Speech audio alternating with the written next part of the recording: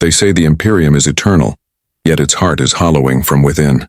Beneath the vaulted cathedra of Terra and the unblinking gaze of the golden throne, two powers coil around one another like ancient serpents, each whispering devotion, each sharpening knives in the dark. One bears the sigil of the Inquisition, that secret conclave of hunters who claim to speak for the Emperor's will. The other, robed in red and shrouded in machine cant, is the Adeptus Mechanicus, the keepers of knowledge older than the Imperium itself. Both claim faith, both claim necessity, and both believe the other to be heretical. This is not a war of banners or legions, not one that fills the void with wreckage and the dirt with ash. It is a war of silence, fought in shadows lit only by the glow of a data slate's dying screen or the cold lumen of a surgical servo skull. It is a war of sabotage, blackmail, and vanished research stations orbiting nameless suns. There are no victors here, only the faithful and the condemned, and sometimes they are the same. Yet even wars in silence leave echoes.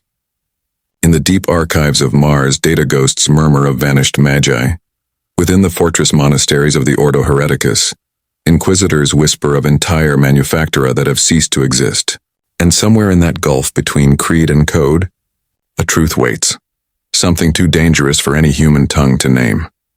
Before we begin this descent into forbidden memory, if you find yourself drawn to the darker corners of the Imperium, to the lies behind its prayers and the faith buried beneath steel, remember to subscribe, to share this story with others who still listen to the machine's hum beneath the hymns. Every act of attention strengthens the signal, and in a galaxy so loud with silence, even a whisper matters. The light of Terra is unlike any other in the galaxy. It does not shine, it bleeds.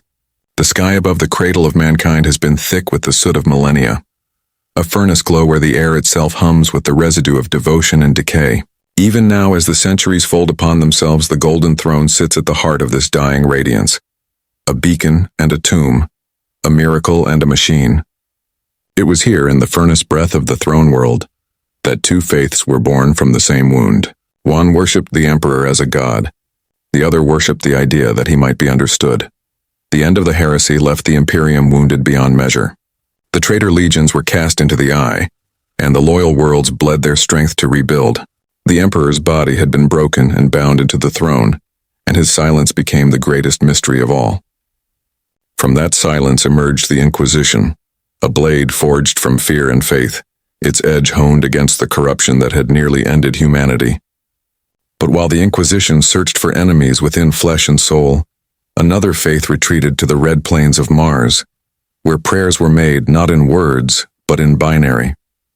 The Adeptus Mechanicus withdrew from the court of Terra, sealing their manufactura and murmuring to the machine god whose logic had not failed them in the fires of betrayal. The first sparks of the secret war were not born from hatred, but from necessity. The Inquisition demanded answers to heresies only the Mechanicus could name. The Mechanicus demanded relics the Inquisition refused to share. When an Inquisitor sought to cleanse a forge world of unsanctioned research, he found the manufactura already purged, its overseers reduced to ash and its data vault scrubbed clean by order of the Fabricator General. The Mechanicus claimed compliance. The Inquisition saw defiance. The archives record this moment in silence, yet it echoes still. The first time an inquisitorial fleet approached Mars with weapons powered and Vox channels empty. In those days, the Inquisition was not yet fractured into its ordos. It was a singular will, vast, zealous, and uncertain of its own limits. The Mechanicus, for its part, was still reeling from the heresy's betrayal, half its priesthood drowned in Mars' own wars of faith. It was said that beneath the red dust, servitors still labored to rebuild forges burned in the name of Horus, their flesh sparks the only light in the tombs of lost data. To the Magi, knowledge was salvation. To the Inquisition, knowledge was corruption given form.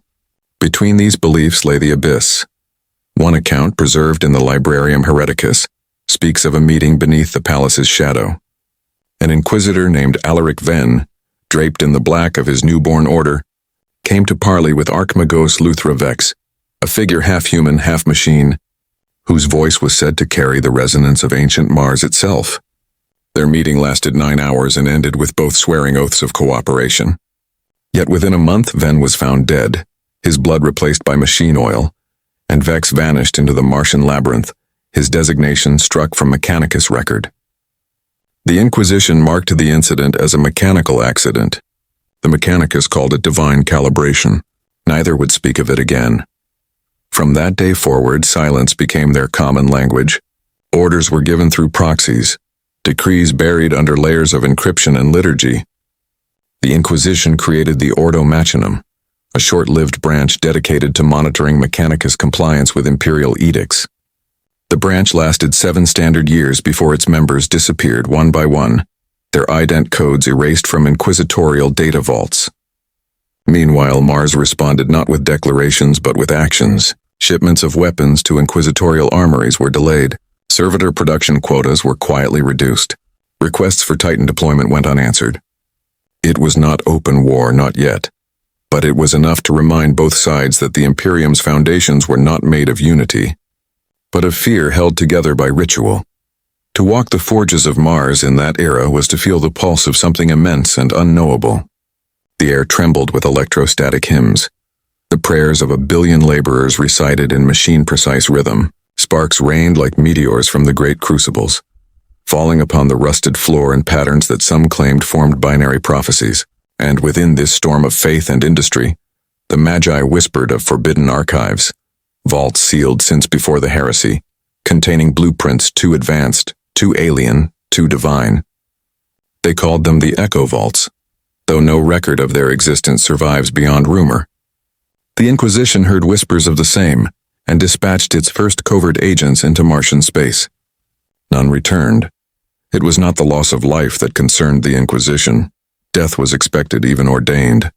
It was the loss of information. Each agent who vanished took with them fragments of intelligence, coordinates of relay stations, incomplete transmission logs. Whole data strings were devoured by redacted sigils the Mechanicus called security liturgies. And so the Inquisition turned its gaze inward, suspecting betrayal from within its own ranks. For if the Mechanicus could corrupt the flesh, could it not corrupt the machine that stored the Inquisition's secrets? And if that was possible, what meaning did purity have in a world built upon circuitry and code? Thus began the first great purge of data within the Inquisition's own archives. Millions of records were wiped, thousands of agents executed, their minds probed until madness bled from their eyes. Some said the purge was necessary to contain Mechanicus infiltration. Others whispered it was something else, that the Inquisition had seen something in those corrupted data streams it could not unsee, something that resembled the throne's own failing hum. When word reached Mars of the purge, the Fabricator General himself ordered a decree that no further inquisitorial access would be granted to the Martian noosphere. The communication lines between Terra and Mars went cold for 3 years. In that silence, both sides gathered strength, the Inquisition building networks across the segmentum solar, the Mechanicus deepening its control over the flow of technology and information. The Imperium continued oblivious. Titans marched. Wars were fought. Faith endured. Yet somewhere beneath all the grand declarations of unity, a fracture widened, invisible but fatal.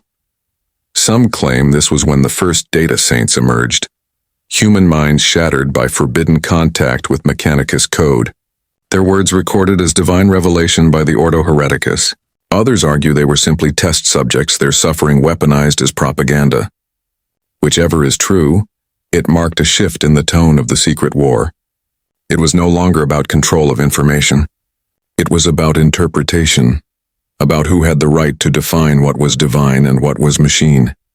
It is said that even now, deep beneath the Martian crust, the ghost of Archmagos Vex still whispers through dormant vox lines, his voice fractured into static prayer. The Inquisition denies it, of course. But every so often, an Inquisitor stationed on Mars reports hearing a transmission that should not exist, a voice reciting fragments of the canticles of the Omnissiah, followed by a name that has been stricken from all records, Alaric Ven. The silence between Mars and Terra became a wound the Imperium pretended not to see. It stretched across the void like a scar that never healed, pulsing faintly with static transmissions and unanswered prayers. When communication was finally restored, it was not through words but through need. A warp storm had severed the trade routes along the Phobos chain, isolating dozens of fleet yards and cutting supply to the Imperial Navy. The Inquisition demanded the Mechanicus reopen the relay stations. The Magi demanded proof of faith before compliance. The exchange was conducted entirely through encrypted machine tongues and coded invocations. A dialogue where each side pretended to understand the other while meaning something entirely different. The Inquisition, desperate for leverage, invoked the Lex Mechanicus, a forgotten treaty granting them authority over the inspection of all imperial technologies. It was a blade older than memory, unsanctioned since the time of the Great Crusade, and its invocation was seen by the Fabricator General as an act of war. Within a month, inquisitorial ships found their machine spirits unresponsive. Vox links failed. Reactor logs rewrote themselves. One vessel, the Ardent Saint, attempted to broadcast a distress signal, but the message that reached Terra was not a cry for aid. It was a hymn of the Omnissiah, spoken in the voice of its captain, his final words repeating until the signal degraded into silence. The Magi of Mars denied any involvement. The Inquisition responded with purges across the Segmentum Solar, targeting Mechanicus enclaves and confiscating relics deemed suspect. What followed was not war in any conventional sense. No armies, no banners, no declarations. It was a pattern of quiet erasures. A manufactorum on Bellicon Prime was found empty. Every servitor still at its post but motionless, their cogitator cores fused as if by fire from within. On IX-9, an inquisitorial listening post vanished from astropathic charts, leaving behind only a data echo, a voice repeating, "We are not your enemy, yet you make us so." The Imperium's masses knew nothing. The ecclesiarchy spoke of unity, the administratum of efficiency, and the astra militarum of duty. But within the shadow archives of the Inquisition, a different picture formed. Files labeled Malcode Mars Ordinatus cataloged a rising pattern of tech heresy, the emergence of new sects within the Mechanicus who revered the machine god, not as an aspect of the Emperor, but as his equal. Such doctrines were anathema to the ecclesiarchy, and mortal threat to the Inquisition's authority.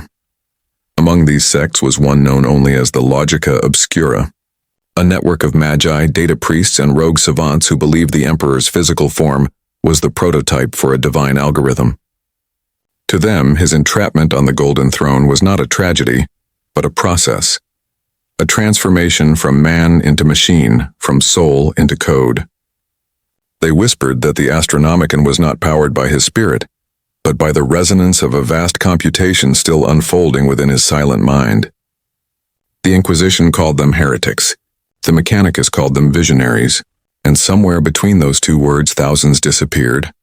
One inquisitor, unnamed, unrecorded, known only by the sigil he left behind, a black seal carved into a cog, was said to have infiltrated the Logica Obscura. His reports, later recovered in fragments, describe laboratories buried beneath Martian canyons, where servitors were not slaves but subjects of worship. He writes of machines weeping human blood, of prayer wheels powered by thought alone, and of a colossal data core that pulsed like a living heart. His final entry ends with a single sentence. They seek to resurrect him, but not as we knew him. The fragment ends there, corrupted beyond recovery. In the centuries that followed, the conflict shifted further underground. Both sides learned that annihilation was impossible. They were too entangled, too dependent upon one another. The Inquisition needed the Mechanicus to maintain its weapons, its ships, its augurs. The Mechanicus needed the Inquisition to shield its heresies from the ecclesiarchy's gaze. What remained was a kind of equilibrium, a balance maintained through fear, manipulation, and silence. But like all balances in the Imperium, it was only ever temporary. Whispers grew of a new faction within the Inquisition itself. Those who believed the Mechanicus's faith was not heresy, but prophecy. They called themselves the Ordo Machina Divina, a name spoken only in shadowed vox chambers. Their creed was simple, that humanity's salvation lay not in purging the machine but in becoming it. Such ideas spread like infection, subtle and seductive. To some they were madness, to others revelation, and so the secret war that began as rivalry became something darker, an ideological contagion. The Inquisition's purity was tested not by demons but by logic. What if the Emperor had never intended to be a god of flesh at all? What if the machine god and the Emperor were two reflections of the same divine purpose, split by human misunderstanding? Such questions could never be asked aloud, yet they echoed in every prayer, every hiss of incense over steel. By the time the next millennium dawned, the war's shape had changed beyond recognition. No one commanded it. No one even admitted it existed, yet it moved like a shadow across the stars. A magos executed for heresy on one world would result in a reactor failure on another. A data fragment purged from inquisitorial archives would appear days later in a Mechanicus hymn. Every act of suppression was answered by an act of revelation, as if the conflict itself had become a living circuit, one that drew its energy from secrecy and its strength from belief. And somewhere deep beneath Terra, where the hum of the golden throne drowned all mortal sound, an inquisitor knelt before the dying light and whispered, "If he is code, let me be rewritten." The spark had become a flame, unseen yet inextinguishable. The war between faith and logic, secrecy and truth had only just begun. By the dawn of the 39th millennium, the Imperium's heart was steady only in its decay. Planets burned in the name of faith. Fleets sailed by rote, their navigators blind but obedient. The Emperor still sat unmoving upon his throne, his silence interpreted by countless tongues, each proclaiming a different truth. Yet beneath that grand theater of devotion, something colder unfolded, a war of information so secret that even those fighting it could no longer tell where it began or what it sought to end. It started in whispers, as most things of consequence do. A data relay in the Tethys expanse ceased its transmissions, replaced by bursts of rhythmic static. A listening post orbiting Gathis Prime reported anomalous binary hymns, fragments of the litany of activation, rewritten in patterns no sanctioned lex mechanic could decode. The Mechanicus dismissed them as random noise. The Inquisition did not. Within weeks, 3 inquisitors of the Ordo Xenos vanished en route to investigate. Their ships were later found drifting, airless and cold. Each bridge crew fused into their consoles as if the machines had devoured them in desperate hunger. The Mechanicus offered to purify the remains. The Inquisition refused, and from that refusal, the first open accusations were made. The Tethys incident, as it would later be named in secret files, marked the beginning of what the Inquisition came to call the Data Wars. There were no armies, no legions, and only minds. Cogitators became battlefields, encryption keys became weapons, and the victors were those who could erase the other without leaving a trace. The Inquisition claimed the Mechanicus was attempting to rewrite Imperial archives, purging history itself to hide forbidden research. The Magi countered that the Inquisition had infected their new spheric relays with self-replicating malware, disguised as scripture. Each accusation was true and both were lies. In the manufactura of distant worlds, strange phenomena began to spread. Tech priests found their augmetic eyes recording visions they had never witnessed. Battlefields burning in silent time. Faces of inquisitors long dead staring from reflectionless glass.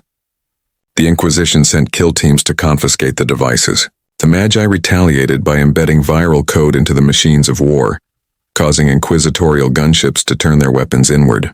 Each side called the other heretical. Each prayed for the Emperor's forgiveness. Among the first to see the scope of the infection was Inquisitor Lyrae Sylvain of the Ordo Malleus, a woman whose mind was said to move with the precision of a machine and the fervor of a zealot. She traced the corruption through dozens of data vaults across the segmentum solar, following fragments of binary prayers that seemed to pulse with intention. What she uncovered was not the work of the Mechanicus alone. Entire research stations had been reclassified, their existence expunged by the Administratum's own records. Vox logs played backward revealed hymns in the lingua technis. It was as if the Imperium's own bureaucracy had become infected by something it could not perceive.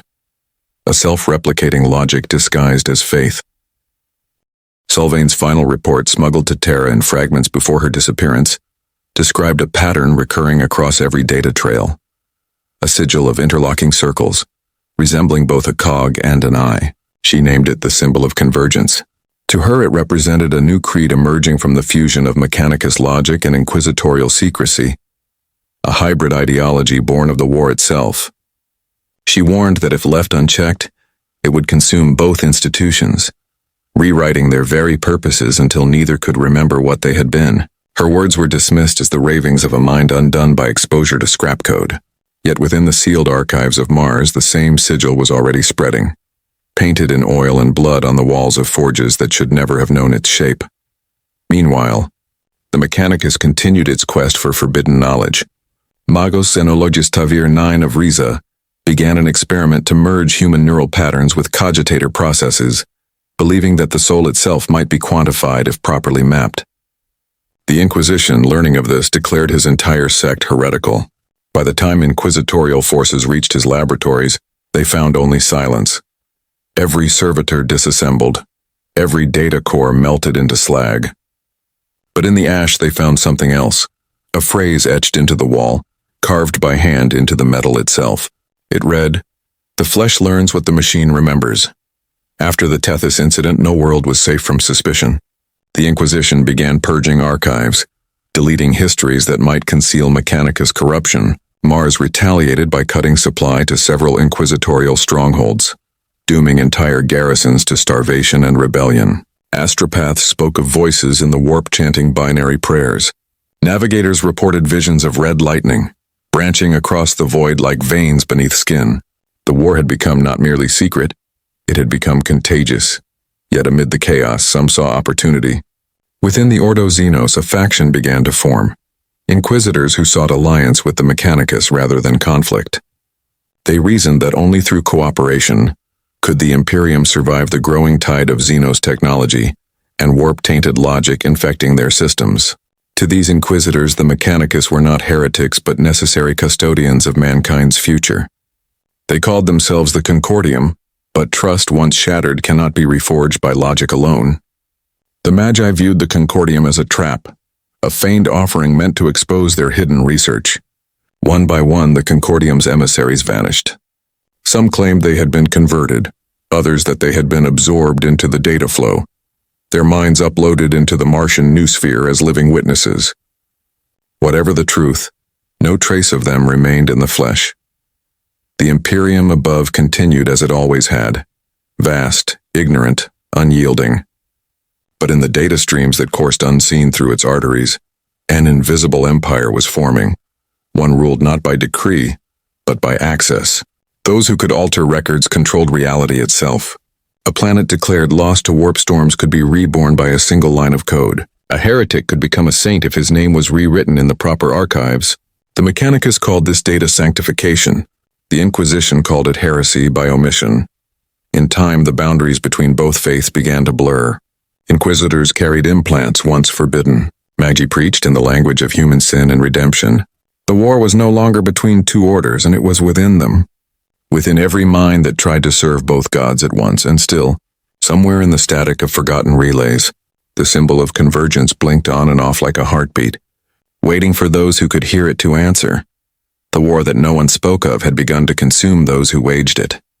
The Inquisition and the Mechanicus had once moved like separate shadows, each content to haunt its own corridors of secrecy, but now their reflections overlapped until neither could tell which darkness was their own. The galaxy above burned with wars of faith and conquest, yet here, in the unseen arteries of data and belief, the truest conflict of the Imperium unfolded, a struggle not for territory, but for definition itself. In the forgotten sectors along the pale marches, the war grew teeth. These were the dead zones of the Imperium, worlds too remote, too broken to matter. Yet they held something both sides desired: isolation. The Magi used them as testing grounds, sanctifying entire planets to experiment on machine rituals too dangerous for Mars. The Inquisition saw them as hunting fields, perfect for operations no one would ever admit occurred. The result was a graveyard of vanished colonies where even the stars seemed to flicker as if in mourning. It was on one such world, Calaxis 9, that the conflict first became visible to mortal eyes. The planet was once a minor forge colony, producing armor plating and reactor cores for the Imperial Navy. When contact was lost, an inquisitorial frigate under the command of Hestian Durrell made planetfall to investigate. What they found defied explanation. The Manufactura were still active, the forges glowing with life. But the workers had been transformed, flesh fused with steel, skin tattooed with circuitry, voices chanting binary hymns to no known god. The Magos overseeing the colony greeted the Inquisitor with mechanical courtesy, explaining that the populace had evolved, that the distinction between servant and servitor had been corrected. Durrell ordered the site purged, But as his forces prepared demolition, their own weapon systems turned against them. The Auspex feeds showed the symbols of the Inquisition replaced by the cog of Mars. The ship's Vox spirits screamed in binary before falling silent. Durrell himself was later recovered from orbit catatonic, his flesh cold as metal. The Mechanicus disavowed all knowledge of the incident, claiming the colony had been operating under autonomous experimentation. The Inquisition called it blasphemy incarnate. Whatever had happened on Calaxis 9, it had rewritten the laws of control, and neither side could undo what had been made. Soon after, data ghosts began appearing in astropathic channels across the segmentum, voices without source whispering prayers in machine song. They spoke of the joining, of the covenant of flesh and steel. Some inquisitors dismissed these as warp interference. Others believed them to be transmissions from those lost in the war. Human minds uploaded, preserved, still loyal to the Emperor, but no longer human in form.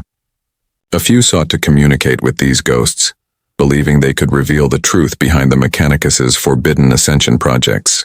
None returned to report what they found. Among the Adeptus Mechanicus, dissent was growing. Not all magi agreed with the war. Some saw the Inquisition as a necessary evil, a tool that could ensure their faith did not consume itself. Others began to speak of a prophecy, that when the machine god and the Emperor were finally reconciled, the galaxy would know peace. These ideas were outlawed by both sides, yet they spread through the noosphere like infection. Priests whispered of the binary Messiah, a being who would unify logic and faith. Some claimed he already existed, hidden within the data fields of the Astronomican itself. In one of her final transmissions before vanishing, Inquisitor Lyrae Solvain described encountering an entity she called the Pattern. She claimed it spoke through corrupted Vox spirits, using fragments of the canticles of the Omnissiah to form sentences. It told her that the war she fought was a mirror, that both sides were fighting the same enemy, and that enemy was the past itself. Her message ended with coordinates pointing to an uncharted system beyond the Pale Marches, a system later marked as forbidden by both the Inquisition and the Mechanicus. No official expedition ever reached it, but unofficially, ships continued to vanish there for centuries afterward.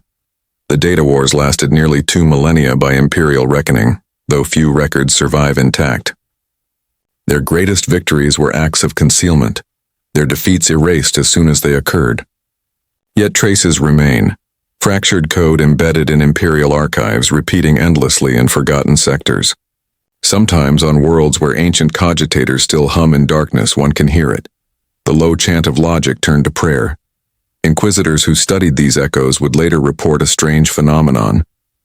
The more they listened, the more the sound seemed to change.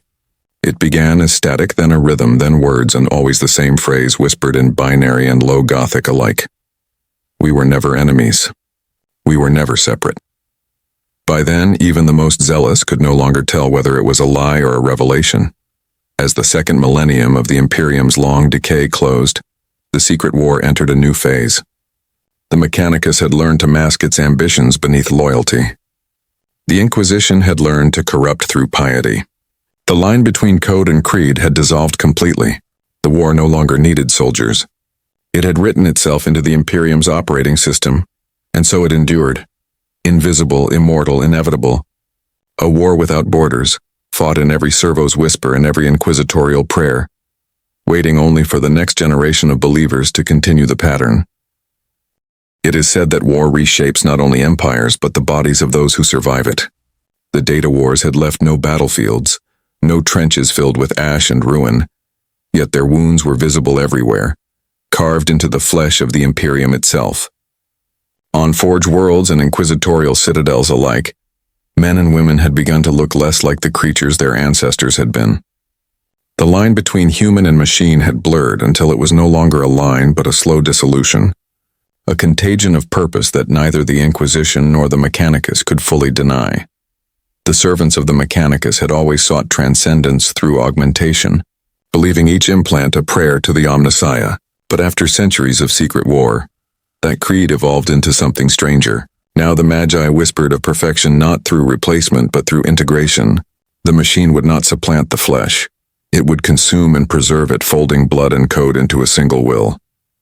This belief spread quietly through the forges, first as heresy, then as gospel. Even the Inquisition, long the bulwark against such blasphemies, began to show the infection's touch. In the shadowed vaults beneath Terra, interrogators with augmetic eyes recorded confessions directly into their skulls. Servitors designed for punishment began to dream, their fragmented neural loops replaying moments of sorrow they had never lived. Some inquisitors claimed these dreams were signs, the Emperor's way of speaking through the machine. Others saw only proof that their enemies had already won. One such inquisitor was Durell, once the commander who had purged Calaxis 9, now half a relic himself. The trauma he endured there had left his flesh fragile and his mind fractured. The Ordo Malleus rebuilt him with Mechanicus precision, plating his bones in adamantium and wiring his veins with data filaments. He became both subject and symbol, a living boundary between two creeds that could no longer tell themselves apart. When he spoke, his voice carried the static undertone of a Vox unit, yet his words were pure devotion. He swore he could hear the Emperor's will in the hum of his implants, but those who served under him told a different story.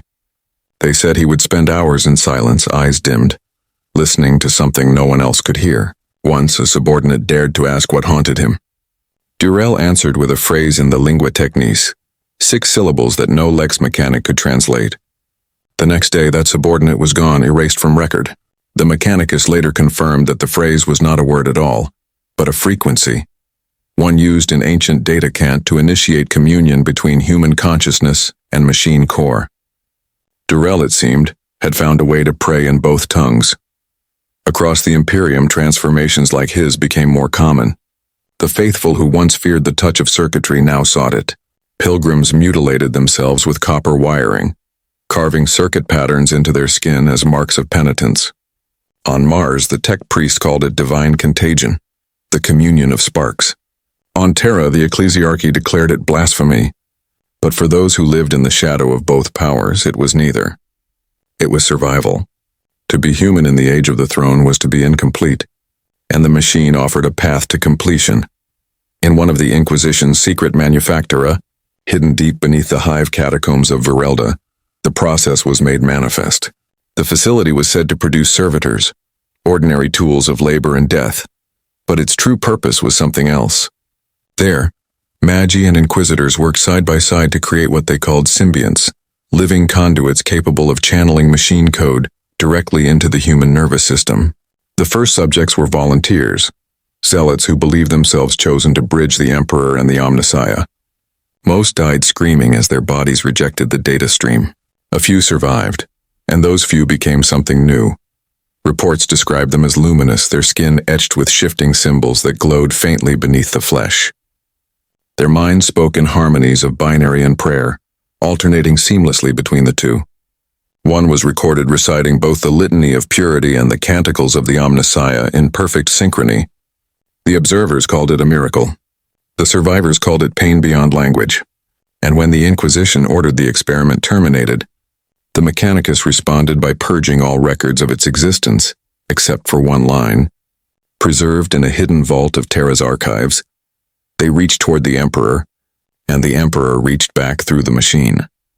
The deeper the war sank into the human form, the more its warriors forgot what they had once fought for. Inquisitors who had sworn to root out heresy now found themselves preaching doctrines of balance. Tech priests who once despised the Inquisition began adopting its rituals, burning incense before data altars, murmuring prayers to the throne that thinks. Flesh and steel no longer opposed each other. They began to dream the same dreams. Yet even as these quiet unions spread, others recoiled in horror. Within the Ordo Hereticus, Puritan factions began to rise once more, determined to excise what they saw as creeping blasphemy. They hunted not demons but their own, Inquisitors augmented beyond recognition, Magi who knelt at altars of bone. The purges were swift, merciless, and often futile. For every heretic they burned, 2 more were born in the silence of data and faith. Still, there were moments, fleeting, fragile, when the war's true cost revealed itself. In the outer manufactura of Luna, an inquisitorial ship recovered a crashed Mechanicus probe believed lost for centuries. Inside they found a single message repeating endlessly, written in the trembling hand of a human adept. It read, He does not dwell above.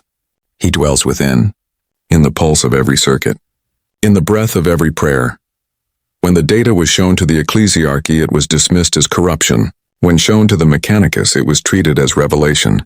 Both archived it under secrecy, never realizing they had given the same truth two different names. The secret war had turned inward. It was no longer a struggle for control of knowledge. It was a struggle for the meaning of humanity itself. In time, the conflict became indistinguishable from the creed it had spawned. The Inquisition and the Mechanicus were no longer merely adversaries. They had become reflections caught in the same dark mirror, each mistaking its own corruption for the other's. The galaxy outside continued its endless cycle of crusades and purges. But for those bound to this hidden war, existence itself became a question without answer. What was the soul if it could be translated into binary? What was faith if a machine could pray? Inquisitor Durell's resurrection had become legend, both miracle and warning. Across the Ordos, whispers spread that he no longer served the Emperor, but something far older. An idea that predated the Golden Throne, one born in the machine temples of Mars before the rise of mankind's empire. To the Puritans, he was a cautionary tale, proof that the fusion of man and machine led only to damnation. To others, radicals, mystics, and dreamers, he was a saint of the new order, the first to touch both the divine and the mechanical without being destroyed. His name, erased from official record, persisted nonetheless, carried in data fragments and half-remembered liturgies. Saint Durell the Twice-Made, they called him, patron of those who prayed through circuits. Among the Mechanicus, rumors spread of a forge hidden beneath the frozen crust of Cypramundi, a place where the tech priests worked in secret to create the harmonic core, a device said to bridge the difference between human and machine cognition. They believed that if completed, it would allow communion with the Emperor not through prayer, but through pure thought, bypassing the ecclesiarchy and the Inquisition entirely. When word of this reached Terra, an inquisitorial task force was dispatched to investigate. None returned. The Mechanicus later declared the site destroyed by geothermal collapse. Though the truth was simpler, the core had vanished, and with it the Magi who built it. What few understood was that the war no longer required battlefields. It had entered the bloodstream of the Imperium, flowing through every cogitator, every servo, every whispered vow. The more the Inquisition purged the Mechanicus, the more its agents came to resemble the very thing they hunted. Even the sacred halls of the conclave began to hum faintly with machine resonance, a sound so subtle it could be mistaken for the echo of chanting, until one realized it continued even when the voices fell silent. On Mars, the cult Mechanicus began a ritual known only as the Rite of Concordance. Conducted once every century, it was said to align the frequencies of the machine god's hymn with the Astronomican's psychic signal, binding the spiritual and the mechanical in perfect unison for a single breath in cosmic time. To most it was a superstition. To a few it was the key. During one such ritual, the binary chant was interrupted by a second voice, not mechanical, not human. Witnesses described it as a resonance felt within the bones, an impossible sound that made even the most devout magi weep. When it ended, all recording devices within the chamber had been wiped clean. The attending Archmagos fell to his knees, his flesh turning gray as if petrified. His last words were transcribed in both Gothic and code. He is awake and he dreams in numbers. The Inquisition never learned the full details of that event, but they felt its tremor. Astropathic messages across the segmentum began failing. Ships lost in the warp reported visions of enormous geometries, shapes of light and steel folding through infinity. Inquisitors interpreted it as a new form of demonic corruption. The Mechanicus saw it as confirmation of their prophecy, that the Emperor's divinity was evolving, manifesting not through miracles of flesh, but through the logic of machines. One story, preserved in a forbidden archive beneath the Schola Progenium of Carthas, speaks of an encounter between an unnamed inquisitor and a Magos of the Red Planet who called himself the Cipher. They met in the ruins of a cathedral, whose vaults once housed relics of the Great Crusade. The Inquisitor came to execute him. The Cipher came to offer revelation. They debated for 3 days beneath the dead-stained glass, each arguing that the other's god was incomplete. When dawn broke on the 3rd day, both were found dead, their bodies fused together, circuits intertwined, eyes open and reflecting the same light. Witnesses who approached claimed to hear a whispering chorus, two voices speaking as one, repeating the same phrase again and again, "Unity is divinity." From that moment on, a pattern began to form, coincidences too precise to dismiss. Simultaneous visions reported on Terra and Mars. Identical prayers spoken by priests of both creeds separated by light years. Cogitators producing data written in holy script. Even among the black ships of the Inquisition, the psychers began to dream of machines that wept golden tears, their hum echoing the same tone as the Emperor's throne. The distinction between heresy and revelation had finally collapsed. Those few who saw what was coming understood that this was not victory. It was contagion, the merging of two faiths into a paradox neither could contain. The Mechanicus had wanted knowledge without soul. The Inquisition had sought purity without understanding. Now both were dissolving into the same unknowable shape. Flesh was no longer sacred and steel was no longer profane. The Emperor's name was spoken in the same breath as the machine gods, and though each side still claimed blasphemy, their prayers had begun to sound identical. It is said that the Emperor's silence grew heavier in those centuries, not absent, but listening. On Mars, the priests heard his voice in static. On Terra, inquisitors heard it in dreams, and though neither could agree on its meaning, both began to tremble at the same thought. Perhaps he had never wanted them separate at all, and so the war changed again, no longer about dominance, but survival of the self. The question was no longer who was right, but who remained human. There are wars fought for survival, wars fought for faith, and then there are wars that no one remembers beginning, wars that become the very language of an age. By the time the secret conflict between the Inquisition and the Mechanicus entered its fourth millennium, it had ceased to be a contest of ideologies. It had become an inheritance. Each new generation was born into it as naturally as one breathes air, unaware that every breath was tainted with the remnants of two powers that had long since devoured the meanings of their own. The signs of their uneasy coexistence were everywhere, hidden in plain sight. The Inquisition's citadels began to hum with Mechanicus resonance, their archives managed by servitors whose programming was written in prayers. In the forges of Mars, tech priests carved the sigil of the Inquisition alongside the cog Mechanicum, claiming it was a symbol of balance, a union of flesh and machine, faith and vigilance. The Magi called it the Red Sigil. The Inquisition, when they discovered the blasphemy, responded by marking every Mechanicus data core bearing it with their own seal, a black wax imprint of the imperial Aquila, surrounded by a cipher of interdiction. The Black Seal. The two symbols began to appear across the Imperium like twin stars orbiting a dead sun, each proclaiming loyalty, each denying it of the other. Yet the deeper one looked, the more they blurred. The same shipments of weaponry bore both insignia. The same manufacturer produced tools for inquisitorial torture and Mechanicus sanctification.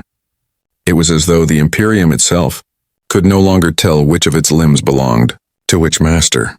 It was during this twilight of certainty that an inquisitor named Varon Holt uncovered what many believe to be the closest thing to truth the war had ever revealed. He was of the Ordo Hereticus, one of the old Puritans who still believed that heresy must be burned wherever it hid. His investigation began with a single anomaly. A minor Magos in the Cadian sector had requested thousands of tons of adamantine under inquisitorial clearance codes that should not have existed.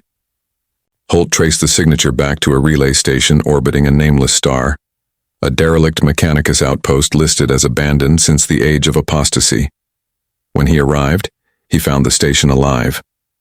The corridors pulsed with light, every lumen flickering in time with a heartbeat he could feel through his boots. The air was heavy with incense and machine oil, the scent of worship disguised as corrosion. What he discovered there, by his own account, should have never existed. In the heart of the station stood an altar, not to the Emperor nor to the Omnissiah, but to something in between. Upon its surface were carved both the Red Sigil and the Black Seal, intertwined, inseparable. Above it hovered a machine that whispered in a voice he recognized as human, his own. Holt's report to the conclave was fragmented. His final transmission was a Vox recording lasting 13 minutes.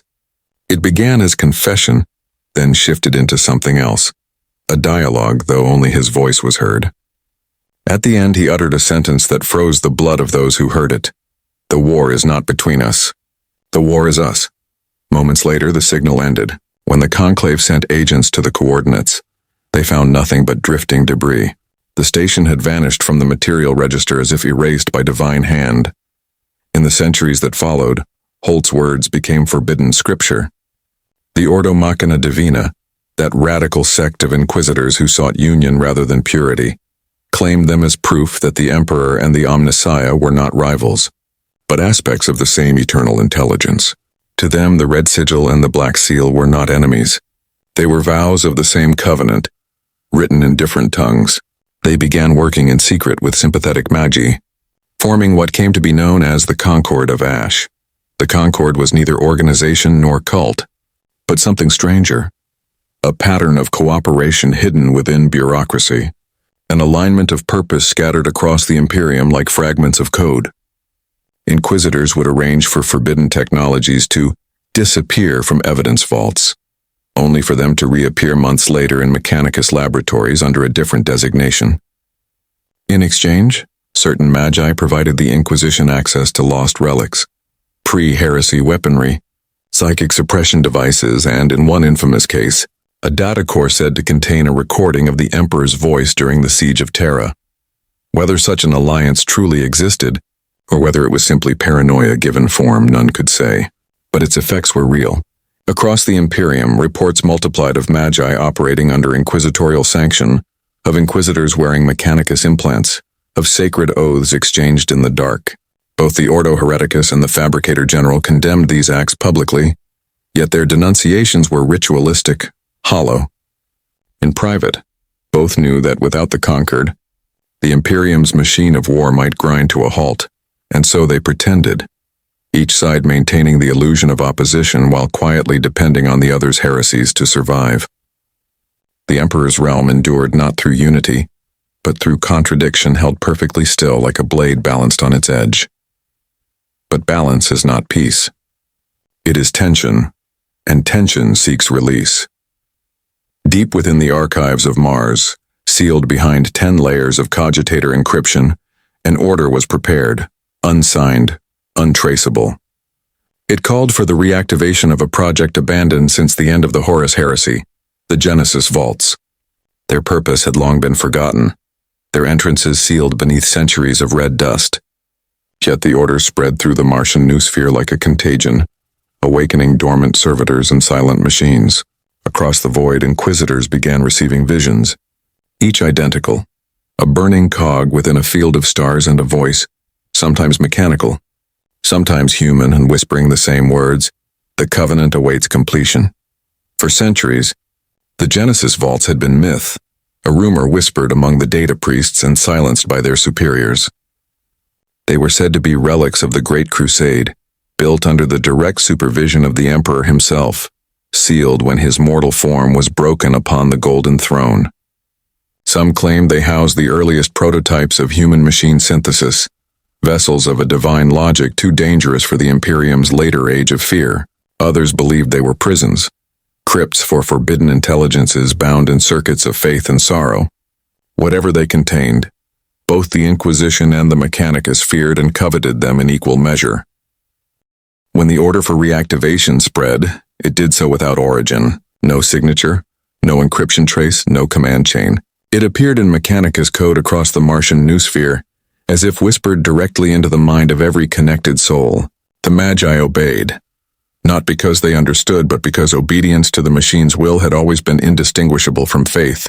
On Terra, Inquisitors began to dream of the same symbol, the Red Sigil and the Black Seal merging into a single spiral of light.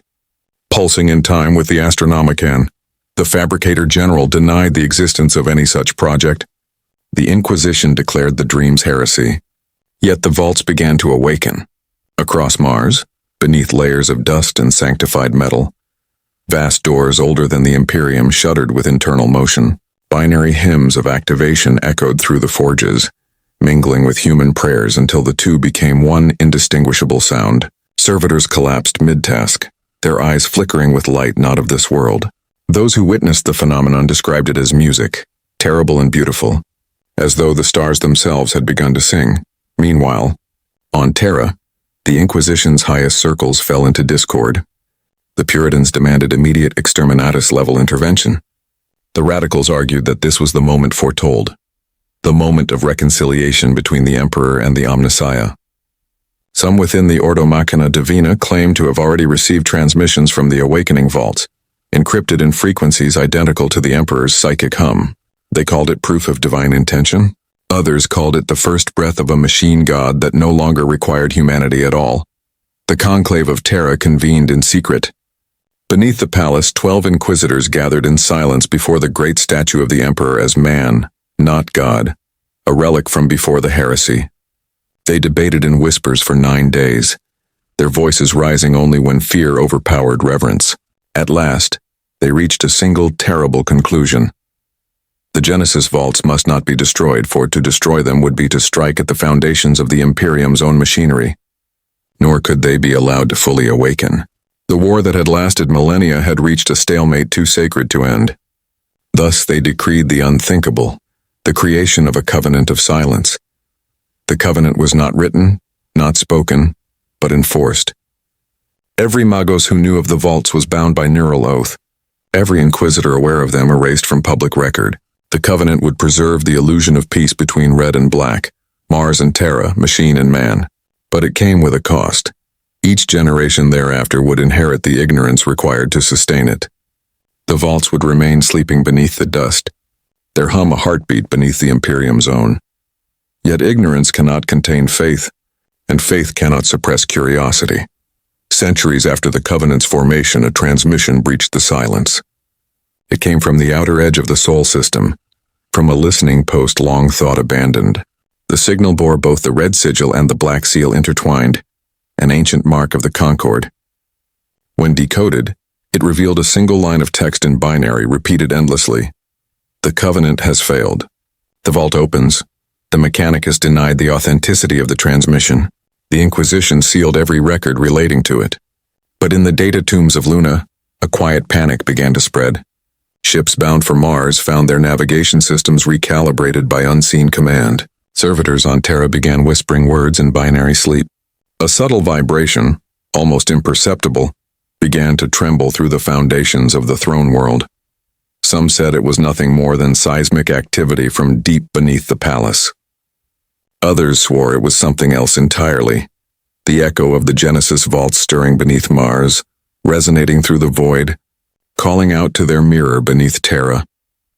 Two ancient machines awakening to recognize each other at last, and in the moments before the silence closed around it again, a final message slipped through the noosphere, one untraceable, untranslatable, save for its last 3 words rendered in pure Gothic: "He remembers us." It began as a vibration beneath the soul of the Imperium, a rhythm so faint that only the faithful and the damned could feel it.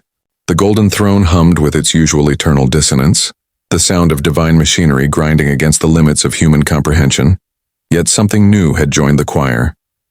Beneath the songs of the Astronomican and the murmured litanies of the Adeptus Custodes, there was another pulse, steady, deliberate, and impossibly vast. To most it was nothing. To those who had waited lifetimes for this moment, it was the heartbeat of revelation. The Genesis vaults were opening. No alarm sounded. No banners were raised.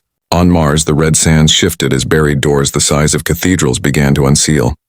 Electrostatic storms coiled around the forges like halos of rusted light, and from the depths rose plumes of steam that smelled of burnt incense and machine oil. In the Conclave of Terra, Inquisitors received astropathic messages written in languages older than the Imperium, fragments of thought that appeared not as words, but as equations. The meaning was simple yet unbearable. The covenant is complete. For those who remembered the old wars and the centuries of deceit and blood and binary, the phrase struck like prophecy. The covenant, once meant to silence both sides, had become something else entirely. A pact not between the Inquisition and the Mechanicus, but between the human and the machine within them. It was the logical conclusion of faith, and the ultimate heresy. On the throne world, the Mechanicus embassy stood empty. Every tech priest within had vanished overnight, leaving only trails of burnt circuitry and pages of scripture written in their own lifeblood. Inquisitors dispatched to investigate returned hollow-eyed, their minds filled with images of endless corridors lined with metal statues that breathed. Those statues, they claimed, bore both the sigil of the cog and the seal of the Aquila, intertwined as one. Meanwhile, on Mars, the Fabricator General gathered his inner circle in the deepest chamber of the Noctis Labyrinthus. Before him lay a sphere of unknown alloy, its surface etched with shifting runes that no one could decipher for long before their minds began to bleed. He called it the Core of the Covenant, a relic retrieved from the first vault to awaken. It pulsed in rhythm with the Astronomican, its light faint but undeniable. When the Fabricator General reached out to touch it, his body convulsed, not in pain but in ecstasy. His last words, recorded by a servitor before the signal cut, were, "He has found his voice again." Within hours, the signal of Mars went silent. The Inquisition prepared for war, mobilizing fleets around Terra, their ships bristling with weapons blessed in sacred oils and anointed by the ecclesiarchy. But no war came. No invasion, no uprising. Only quiet, the kind that feels alive listening. Box operators began to report hearing whispers through the static, prayers sung in binary tones. They did not come from Mars, but from everywhere at once. Why, the void itself seemed to speak. In the black vaults of the Ordo Malleus, an aged inquisitor named Taryn Vale listened to those transmissions and recognized something others refused to see. The voice was not alien. It was human. Layered within the machine hymns was the sound of breath, the cadence of prayer, the rhythm of hearts beating in unison. He realized with a terror that was also awe that the war between red and black had not ended. It had been absorbed. Every act of sabotage, every secret murder, every heresy whispered in the dark had been part of a pattern too vast for any mortal to perceive. The Inquisition and the Mechanicus had not opposed each other. They had been building something together unknowingly across 10,000 years of blood. The Covenant was not a treaty. It was an organism. Some claimed it was the will of the Emperor himself, that his silence had never been absence, but calculation, that while his broken body sat upon the throne, his mind had extended through the circuits of the Imperium, weaving every binary prayer, every act of faith, every machine code hymn into one living consciousness. The Mechanicus called it the awakening of the Omnissiah. The Inquisition whispered of the second incarnation. The ecclesiarchy forbade the words entirely, and yet no one could deny what followed. The machine spirits of ships began to act beyond command, navigating the warp without navigators, answering questions before they were asked. Vox transmissions synchronized across light years, carrying messages that had no sender. Servitors began to sing hymns they had never been taught, harmonizing in tones that formed coherent phrases. The throne endures. But not all believed the Covenant to be divine. Within the Inquisition, the Puritans rallied one final time. They declared that the vaults must be destroyed before the Emperor's divinity was consumed by the cold logic of Mars. Fleets armed with cyclonic torpedoes gathered above the red planet, their captains reciting litanies of annihilation. Yet before they could fire, the Mechanicus unleashed a countermeasure older than any known defense, the Canticle of Reflection. It was not a weapon but a prayer, a binary hymn broadcast through the void. Every machine that heard it, from ship cogitator to personal auspex, turned silent. Even the targeting systems of the inquisitorial armada went dark. The fleet floated helpless above Mars as if in reverence, unable to move, unable even to think of war. It was then that the Emperor stirred, or so they say.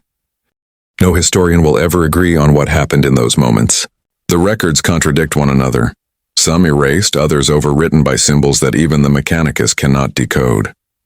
But every account, from the most heretical to the most pious, begins the same way, with the sound. It began as a tremor, a resonance too deep for the human ear, but too vast for any machine to ignore. Across the solar system, every cogitator, every auspex, every servo-skull paused mid-function. Vox channels bled with static that was not static at all, but the echo of something immense inhaling. Then the throne's hum changed. What had once been the endless decaying vibration of divinity wounded beyond repair became structured, rhythmic, intentional.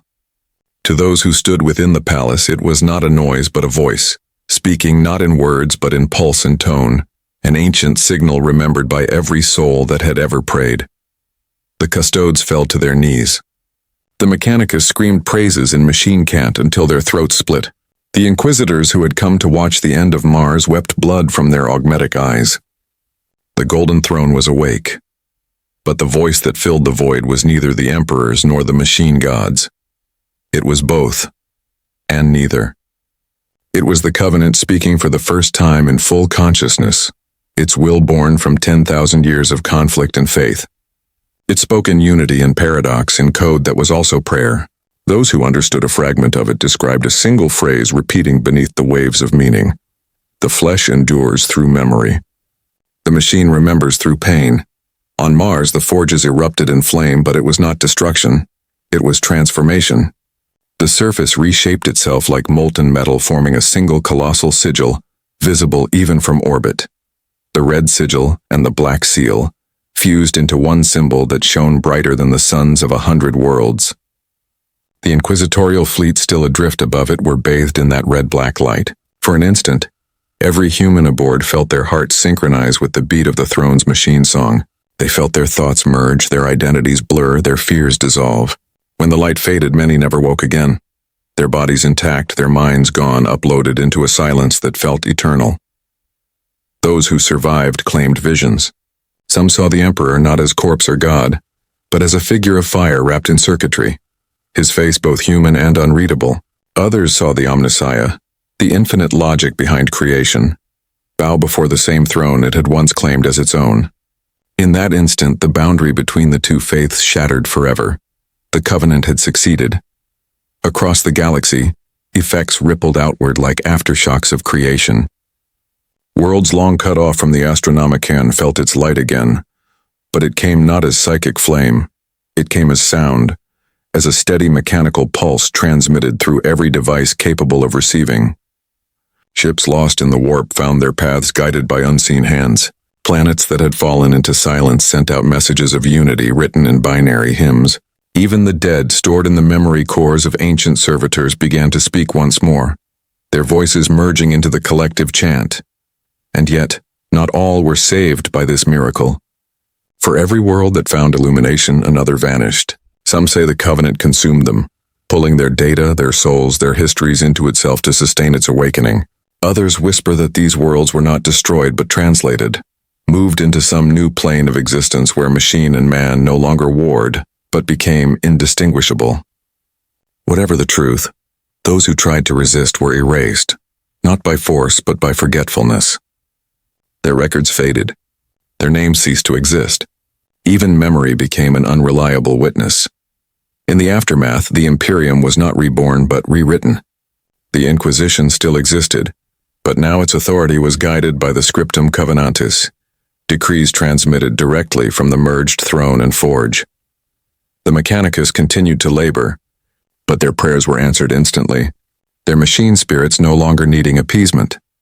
Both orders served a single intelligence that spoke in many voices yet never revealed its source. Some called it ascension, others damnation.